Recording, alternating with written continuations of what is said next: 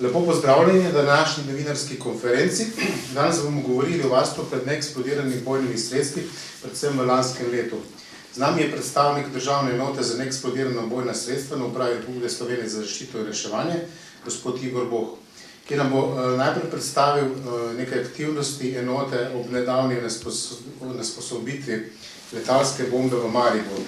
V nadaljevanju pa bo predstavil še pregled aktivnosti in statistične podatke z tega področja iz leta 2021.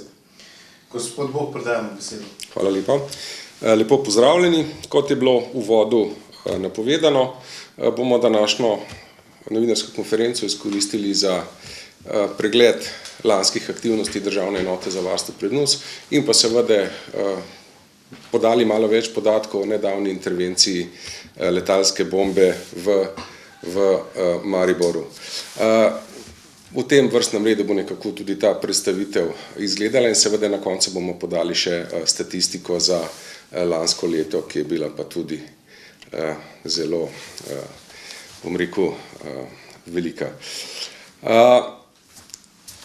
Vsi ste verjetno zasledili to aktivnost, ki smo jo izvedli v Mariboru, in sicer pričela se je z prijavo 11. januarja in sicer v industrijski coni Tezno je bila pri zemeljskih oziroma gradbenih delih je bila odkrita letalska bomba, ki je seveda sodi med bolj zahtevne in nevarnejše operacije, če govorimo o izvajanju varstva pred neeksplodiranimi bojnimi sredstvi. Seveda takoj po prijavi najdbe je bila na teren poslana ekipa oddelka v Mariboru, ki je izvedla prvi ogled samega stanja, kje se bomba nahaja, in seveda prvo identifikacijo.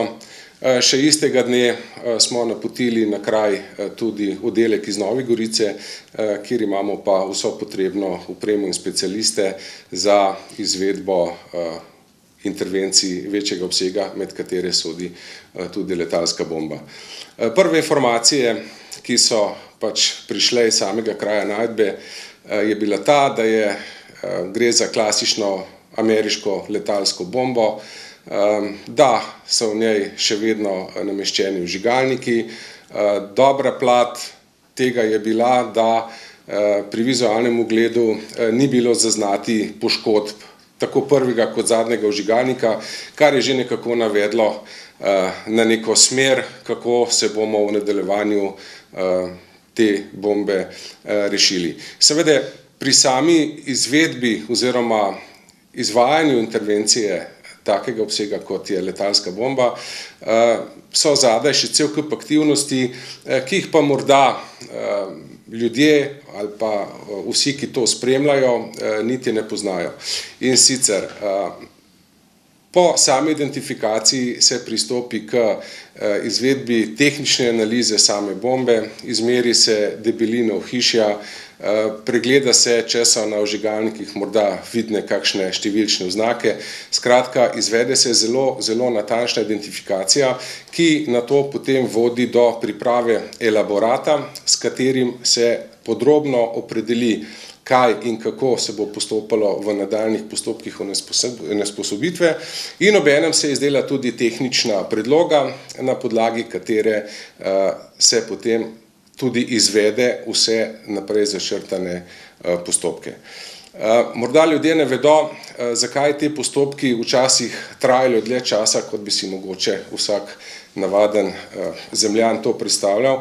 Namreč pred samim začetkom kakršnega koli posega v letalsko bombo je potrebno izvesti cel kup drugih aktivnosti, in sicer gre za zelo natančen pregled celotnega območja,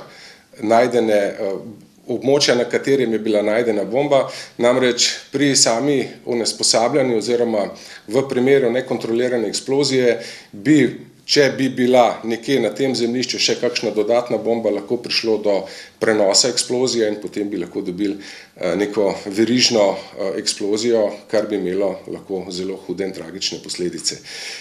Na to sledijo Po sami pripravi zemljišča je treba poskrbeti za vso kritično infrastrukturo.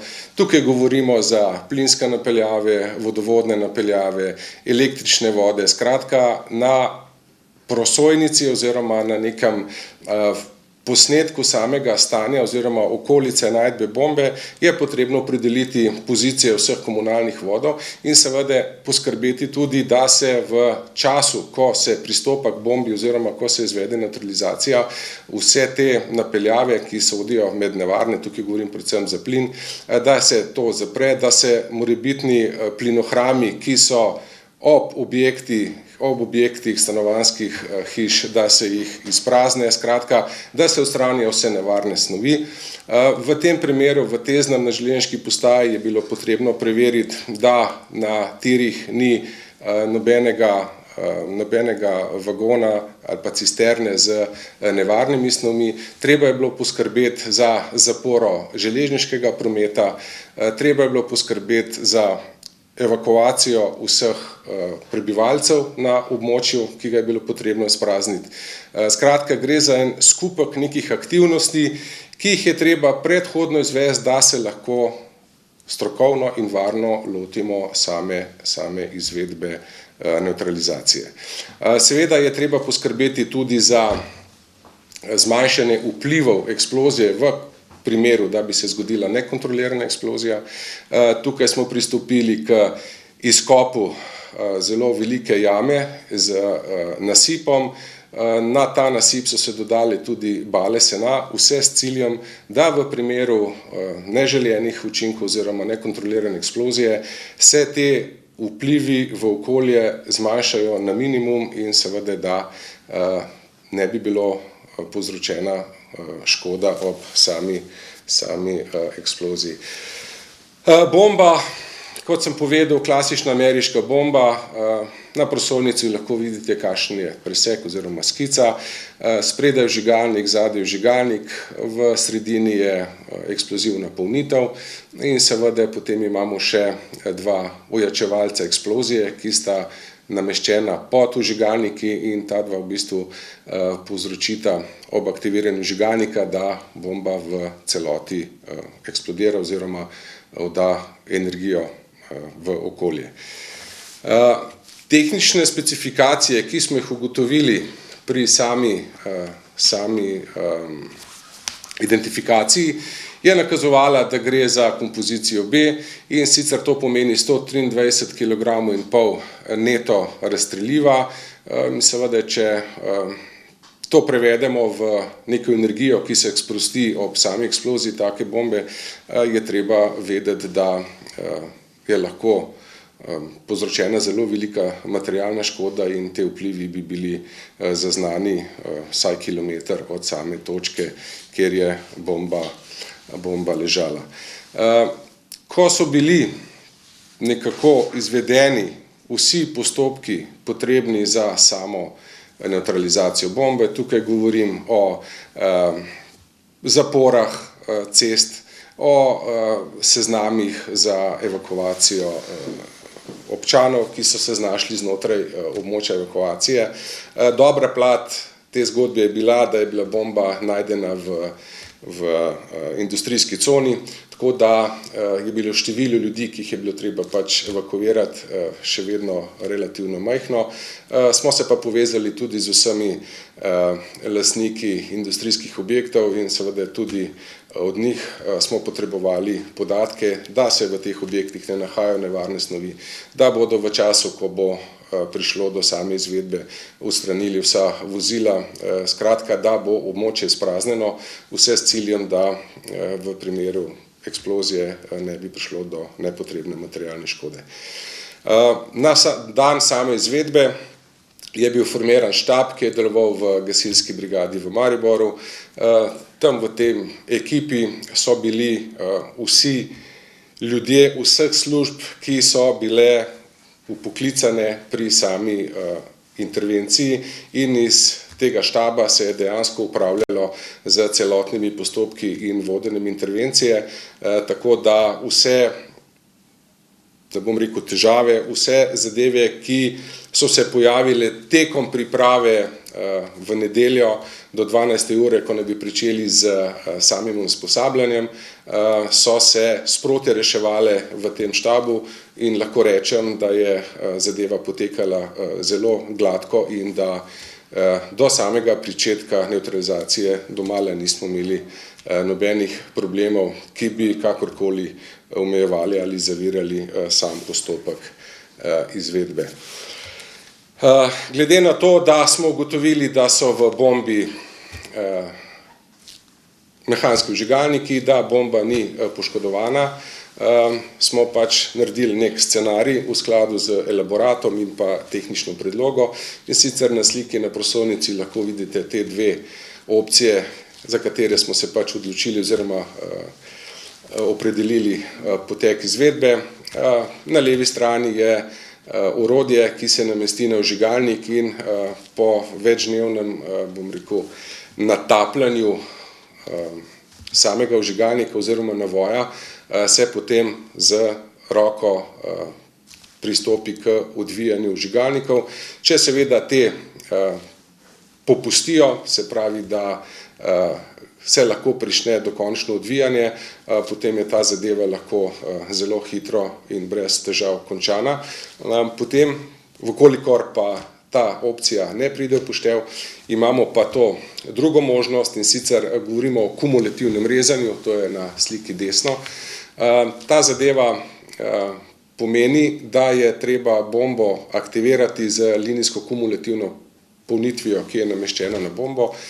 Pri samem rezanju pride do preboja plašča bombe in del energije penetrira v samo eksplozivno polnitev, pride do slojevitega izgorevanja in dobimo v bistvu eksplozijo, ki je pač manjšega učinka in zadeva se lahko zelo hitro tudi dobro konča. Težava nastane pri linijskem kumulativnem rezanju, da energija, ki preide skozi plašč v samo jedro bombe, v eksploziv, da del energije preide tudi na ojačevalec eksplozije, tako imenovani booster, potem pa pride dejansko do eksplozije celotne bombe v masi in dobimo povsem enak učinek, kot se zgodi, ko bomba odvržena z letala prileti na tla. To pa pomeni potem en zelo velik spekter sprožene energije in seveda tudi ustrezno poškodovanje okoliških objektov. Kljub nasipom in barieram, ki se postavijo, so tukaj hitrosti delcev samega plašča tako velike, da bi bili te učinki zaznani tudi v okolici in seveda prišlo bi zagotovo do poškodovanja streh, stekel, fasad in mogoče kakšne tudi infrastrukture. Seveda v našem primeru je zadeva šla po prvi fazi oziroma v prvem načrtu, ki smo ga imeli. Bomba je bila pripravljena, vžigalniki so popustili in bilo jih je možno odstraniti z bombe. Po takem postopku se samo tele bombe odstrani z mesta, kjer se je izvedlo onesposabljanje, ostane pa zgolj še uničenje vžigalnikov. Vemo, da so bili vžigalniki armirani in seveda takih sredstev ni dovoljeno prevažati ali skladiščiti, zato vedno na koncu te vžigalnike uničimo na samem kraju najdbe. Če dajemo nek presek same intervencije, samih postopkov. Želel bi povedati tudi to, zakaj smo se odločili, da se ta zadeva izvede v nedeljo. V letošnjem letu je bilo ogromno izpada dohodkov gospodarskih družb zaradi ukrepov iz naslova okužb COVID. Zato se nam je zdelo primerno, da izvedemo to našo aktivnost, ki seveda obsega precej časa, na dan, ko so pač podjetja zaprta, ki je dela prost dan, da ne bi dodatno povzročali stroške in izpad dohodka. To je ena stvar. Druga stvar, nedelja je nek dan, kjer lahko ljudje tudi v primeru evakuacije se odločijo za kakšen izlet, skratka se umaknejo pravočasno in v bistvu nam omogočijo, da pristopimo k samemu usposabljanju z zavedanjem, da je okolica prazna in da so vse stvari oziroma vsi ljudje iz samega območja nevarnosti odstranjeni. Tudi v bodoče je za pričakovati, da bomo same onesposabljanja izvajali v nedeljo iz razlogov, kot sem jih zdaj pač navedel, ker smo iz prakse tudi v preteklosti ugotovili, da je to najbolj primeren dan. Če vzamemo zdaj še presek same izvedbe, jaz sem to nekako imenoval temeljni vidiki uspešne izvedbe letalske bombe v Mariboru. Veliko hvale smo že izrekli, pa jo bom še enkrat. Veseli nas, da je pri prebivalcih in tudi lastniki gospodarskih družb, skratka z vsemi, katerimi smo v tem tednu prišli v stik, bil posluh, bilo razumevanje in da so ljudje na dan same izvedbe pristopili k evakuaciji in da v bistvu iz tega naslova ni bilo zaznati nobenih težav. In jaz upam, da tudi v bodoče, in jaz mislim, da se bomo še srečevali v Mariboru z letalskim bombam, da bo evakuacija oziroma razumevanje ljudi še vedno tako, kot je bilo do zdaj, ker je to bistveno pripomore k sami izvedbi in pa, bom rekel, mirnosti tudi naših fantov, da se lahko brez skrbi lotijo onesposabljanja. Sodelovanje vseh služb in teh ni bilo malo. Tisto, kar ste lahko po medijih videli pri sami intervenciji, so bili večinoma naši pripadniki. Treba je pa povedati, da tukaj je bilo ogromno sodelovanja oddelka za civilno zaščito mestne občine Maribor, izpostava uprave zaščite in reševanja Maribor, gasilci, policija, predstavniki Slovenskih železnic, predstavniki vseh kritičnih infrastruktur, se pravi vodovod, elektro, plinovod, skratka, vsi deležniki so opravili svoje delo po najboljših močeh. Izpostaviti moram tudi prijavitelja same najdbe. On je pristopil pač k tej zadevi tako, da nam je omogočil uporabo vseh delovnih strojev, da je izvedel vsa zemeljska dela, ki so bila potrebna, da smo lahko pripravili delovišče na način, da bi v primeru eksplozije pač bili učinki čim manjši. Skratka, sodelovanje vseh služb je bilo vrhunsko in seveda tudi to potem doprinese, da se zadeve na koncu dobro iztečejo. Obveščanje javnosti, tako služb za stike z javnostmi kot sami novinarji, ocenjujemo, da je bila celotna intervencija odlično pokrita, da domala ni bilo človeka v Mariboru in okolici, ki ne bi vedel, kaj se v nedeljo 16.1. Pripravlja in seveda na ta način so se lahko tudi ljudje primerno pripravili na ta dan in seveda tako iz vidika evakuacije kot, če govorimo o gospodarskih družbah, da so pravočasno odstranili vsa vozila in pa pripravili svoje objekte na samo onesposabljanje. Seveda potem so tukaj še fante iz državne enote za varstvo pred NUS. Potrebno je bilo izvesti identifikacijo, treba je bilo upraviti same aktivnosti na kraju, to pomeni pregled območja za detektorji kovin, treba je bilo pristopiti k izdelavi elaborata, tehnične skice, izvesti meritve. Skratka, bilo je izvedena vrsta nekih ukrepov in aktivnosti, s katerimi smo potem na dan izvedbe lahko tudi uspešno izvedli sam postopek.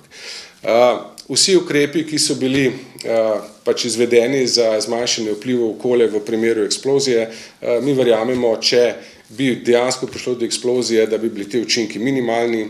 Načrtujemo za to bombo, ki smo jo zdaj tudi odpeljali v skladišče, da bomo na primernem okolju izvedli neko testiranje in sicer, da bomo izvedli podobno ukrepe, kot jih izvajamo na samem kraju najdbe in bomo skušali tako bombo dejansko spraviti v detonacijo in na podlagi tega preizkusa ugotoviti, kaj to pomeni za vplive v nekem urbanem okolju in seveda jaz mislim, da ta test oziroma ta preizkus nam bo dal nove informacije, da bomo lahko se na te zadeve v samem pač mestu še bolje pripravili.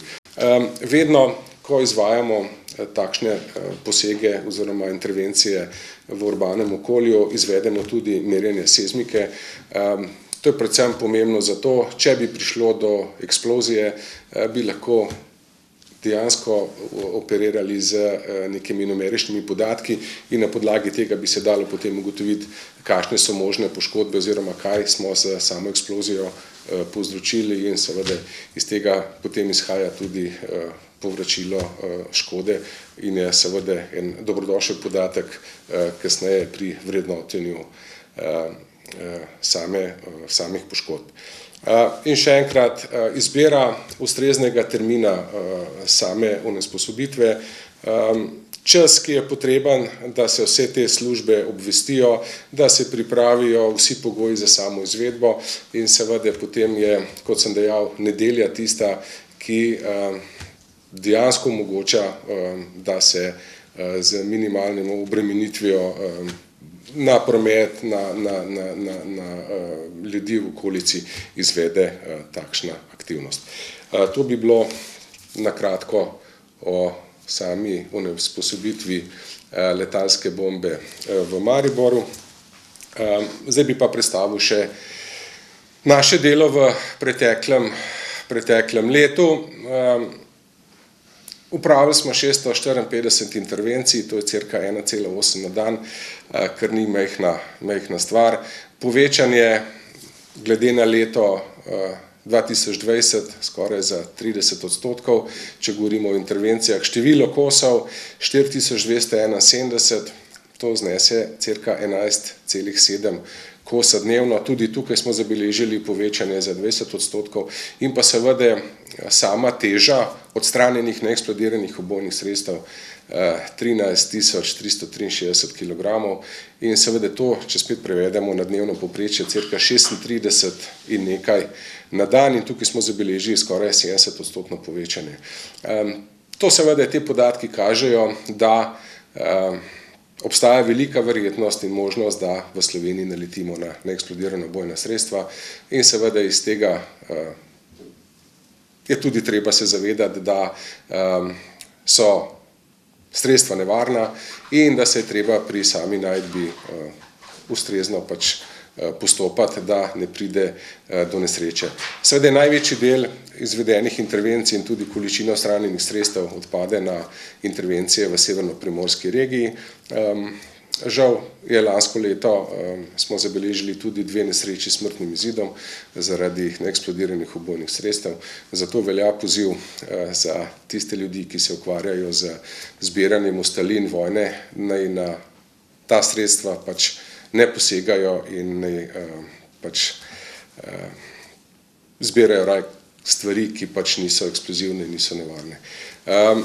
Če dodam še preglede zemljišč, namreč veliko je bilo v času, ko smo izvajali onesposobitev bombe v Mariboru, govora tudi o preventivnih pregledih zemljišč.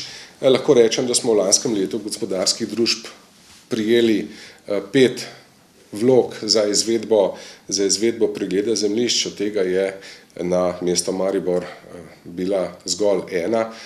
Ta pregled smo tudi izvedli in mi bi si želeli, da v bodoče, da se izognemo morda katastrofi pri srečanju gradbenega stroja in letalske bombe, da bi se kljub temu ljudje oziroma izvajalci, investitorji poslužili možnosti in predhodno naročili pregled zemljišča in v primeru oziroma glede na to, da je v mestu Maribor z veliko verjetnostjo na določenih območjih možno naleteti na letalske bombe, da bi te predhodno našli in jih na ustrezen način tudi onesposobili in odstranili.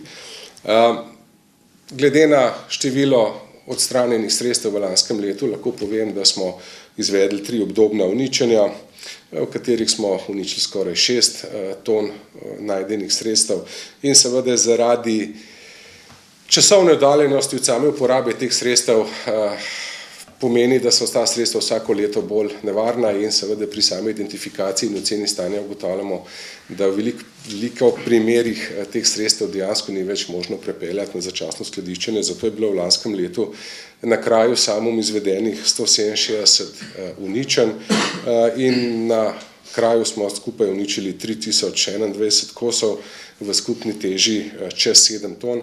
To pa pomeni, da se bodo tudi v bodoče precej intervencij izvedlo oziroma samo odstranjevanje in uničenje teh sredstev na samem kraju. In na koncu seveda, če si pogledamo pogostost najdb na območju Slovenije, potem je lahko vsakomur jasno, da te zadeve se bodo našle in najbolj pomembno je, da se držimo nekih zlatih pravil, ki jih vsaki priložnosti, ki jo pač dobimo, opozarjamo, da se teh stvari ne dotikamo, da jih ne premikamo, da jih ne prenašamo, da pokličemo številko 112 ali 113, počakamo na kraju do prihoda strokovnjakov in v zelo hitrem času pride do same izvedbe intervencije in seveda strokovnjaki takšno nevarna sredstva lahko varno in na sprejemljiv način odstranijo. Toliko bi jaz imel za nek korist, vkolikor so še kakšne vprašanja, sem pa tudi na voljo. Hvala lepa. Hvala lepa, gospod Bov, za izčrpne informacije in podatke za lansko leto. Kot rečeno, ste na vrsti vi, če imate kakšno dodatno vprašanje v zvezi z našo predstavitvijo, vas prosim, da dvignete roko ali pa nakažete v aplikaciji. Jerneja Gramanik, strategija Slovenska vojska, izvoli. Dobar dan, pozdravljeni in hvala za tvojo predstavitev. Zanima me, čemu pripisujete povečanje števila najdb oziroma intervencij? Je to mogoče zaradi nekih večjih gradbenih del, to me zanima. Kot drugo pa pri tem preventivnem iskanju, kaj svetujete ljudem, tudi verjetno lastnikom privatnih zemljišč, kdaj ne se obrnejo na vas? Je to smiselno pri praktično vsakem gradbenem delu? Hvala lepa. Hvala za vprašanje. Čemu pripisujemo povečanje?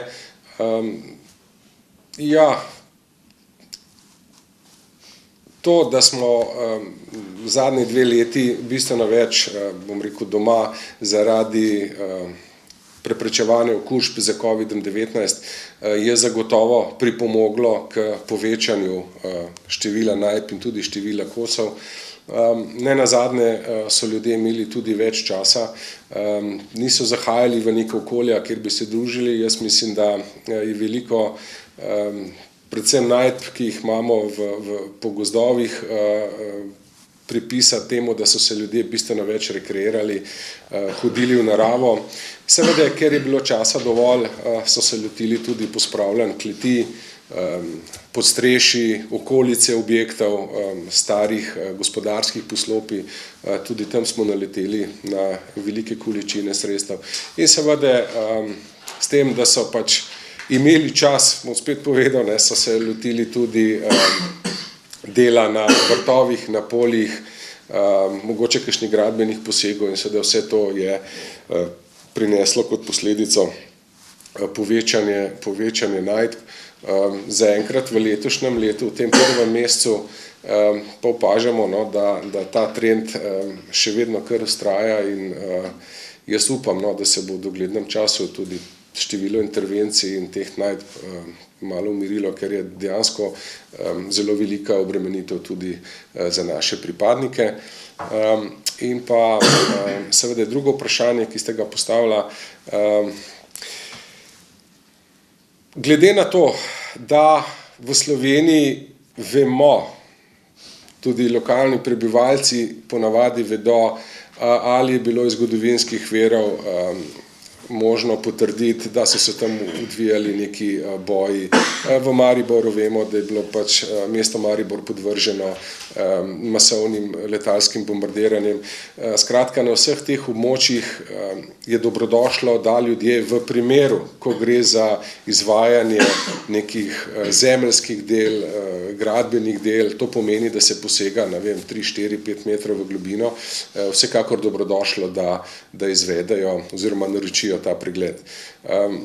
Zaenkrat zakonodaja takšna, kot je, v bistvu tega ne predpisuje eksplicitno, ampak daje možnost, da lahko pač bodisi privatni investitor ali pa neka gospodarska družba lahko zaprosi za izvedbo pregleda zemljišča. Kar se tiče samih stroškov, vkolikor gre za zasledovanje nekega gospodarskega gradnje nekih poslovnih objektov, se pravi zasledovanje nekih koristi finančnih, potem se ta zadeva plača. Za fizične osebe, se pravi, če govorimo o tem, da je nekdo nekje kupil neko zemljo in bi zdaj seveda na tej zemlji rad postavil sebi neko stanovanjsko hišo, objekt, potem so pa te pregledi brezplačni. Kar se tiče, bom rekel, privatnih oseb oziroma privatnih investitorjev, je teh pregledov kar nekaj. Bi si pa želeli bistveno več pri gospodarskih družbah. Kot zanimivo dejstvo bi lahko navedel to, da v večini primerov, ko je v Sloveniji lastnik tujec, v primeru izvedbe nekih gradbenih del skoraj ni primera, da ne bi naročili predhodnega pregleda zemljišča, vkolikor to zemljišče leži na nekem območju, kjer je evidentno, da je možno naleteti na nus. Pogrešamo pa ta pristop pri bom rekel, slovenskih podjetjih. Tako da bi bilo dobro v izogib, predvsem govorim za mesto Maribor, glede na to, kakšna sredstva tam ležijo, letalske bombe, v primeru, da pride do fizičnega kontakta med delovnim strojem in pa vžigalnikom na neki taki bombi 250 kilogramske ali celo 500, posledice bodo strahotne in v bistvu mislim, da je ta strošek, recimo temu drobiž, ki ga je treba odvojiti za nek pregled zemljišča, vizavi stroškom oziroma škodi, ki bo nastala v primeru eksplozije ob taki nekontrolirani posegu.